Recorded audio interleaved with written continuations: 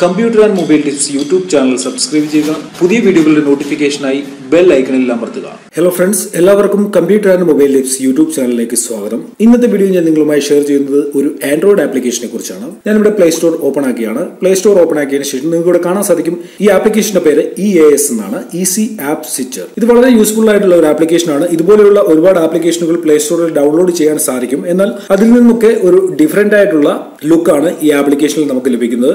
അതിനോടൊപ്പം തന്നെ വളരെ യൂസ്ഫുൾ ആയിട്ടുള്ള ഒരു ആപ്ലിക്കേഷനുമാണ്. ഇതിന്റെ റേറ്റിംഗ് നിങ്ങൾക്ക് ഇവിടെ കാണാൻ സാധിക്കും. 4.6 ആണ് ഇതിന്റെ റേറ്റിംഗ്. ഞാൻ ഈ ആപ്ലിക്കേഷൻ ഇവിടെ ഒന്നും ഇൻസ്റ്റാൾ ചെയ്യുകയാണ്. വളരെ ലൈറ്റ് വെയിറ്റ് ആയിട്ടുള്ള ആപ്ലിക്കേഷൻ ആണ്. നിങ്ങളുടെ ഫോണിൽ നിങ്ങൾക്ക് ഇത് സൂക്ഷിക്കാൻ സാധിക്കും.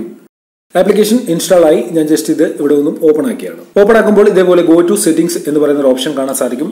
അതിൽ ക്ലിക്ക് ചെയ്ത് ഇവിടെ ഒന്നും ഈ ആപ്ലിക്കേഷൻ എനേബിൾ ചെയ്യുക. അതിനുശേഷം ബാക്ക് ചെയ്യുക. അതിനുശേഷം ഓക്കെ കൊടുക്കുക. ഇപ്പോൾ നിങ്ങൾക്ക് കാണാൻ സാധിക്കും ഓട്ടോമാറ്റിക്കായിട്ട് ഈ ആപ്ലിക്കേഷൻ ഇവിടെ എനേബിൾ ആയിട്ടുണ്ട്. ആപ്ലിക്കേഷൻ എനേബിൾ ആയി കഴിയുമ്പോൾ ഇതേപോലെ ഒരു ഫ്ലോട്ടിംഗ് ഐക്കൺ നിങ്ങളുടെ ഫോണിൽ വന്നിട്ടുണ്ടാവും. നിങ്ങൾ നോക്കുക, വളരെ മനോഹരമായിട്ടുള്ള ഒരു ഫ്ലോട്ടിംഗ് ഐക്കൺ നിങ്ങൾക്ക് ഇവിടെ കാണാൻ സാധിക്കും. ഇതിലൂടെ നിങ്ങൾ നിങ്ങളുടെ ഫോണിൽ ചെയ്യുന്ന ഒരു വർക്കിൽ നിന്നും അടുത്ത വർക്കിലേക്ക് വളരെ ഈസി ആയിട്ട് പോകാൻ സാധിക്കും. നോക്കുക, ഇപ്പോൾ ഞാൻ ഈ ആപ്ലിക്കേഷൻ ഓപ്പൺ ആക്കിയിരിക്കുകയാണ്. എനിക്ക് സെറ്റിംഗ്സ് ഓപ്പൺ ആക്കണമെന്നുണ്ടെങ്കിൽ ഇവിടെ നിന്ന് തന്നെ സെറ്റിംഗ്സ് ഓപ്പൺ ആക്കാം. അതിനുശേഷം വീണ്ടും എനിക്ക് ഈ ആപ്ലിക്കേഷൻ ഓപ്പൺ ആക്കണമെങ്കിൽ അതിന്റെ ഓപ്ഷനും ഉണ്ട്. എനിക്ക് ബാക്ക് ബട്ടൺ കൂടുതൽ യൂസ് ചെയ്യേണ്ടതായിട്ട് വരുന്നില്ല. ഒരു ഓപ്ഷനിൽ നിന്നും അടുത്ത ഓപ്ഷനിലേക്ക് പോകാനായിട്ട് വളരെ ഈസി ആയിട്ട് സാധിക്കുന്നുണ്ട്. ഇനി നമുക്ക് ഈ ആപ്ലിക്കേഷനിൽ ചില സെറ്റിംഗ്സ് ഒന്ന് നോക്കാം.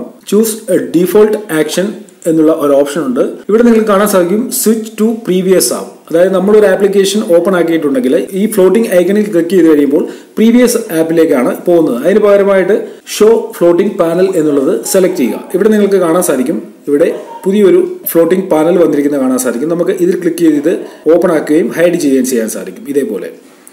അതിനുശേഷം നിങ്ങൾക്ക് താഴെയായിട്ട് തീം ആൻഡ് UI എന്ന് പറയുന്ന ഒരു ഓപ്ഷൻ ഉണ്ട്. ഇവിടെ നിന്ന് നിങ്ങൾക്ക് പല തീമുകൾ നോക്കുക ഇതേപോലെ സെലക്ട് ചെയ്യാൻ സാധിക്കും. നിങ്ങൾക്ക് ഏതാണോ വേണ്ടത് അതിന്റെ നിങ്ങളുടെ ഇഷ്ടത്തിനനുസരിച്ച് ഈ തീമുകളൊക്കെ നിങ്ങൾക്ക് ചേഞ്ച് ചെയ്യാൻ സാധിക്കും.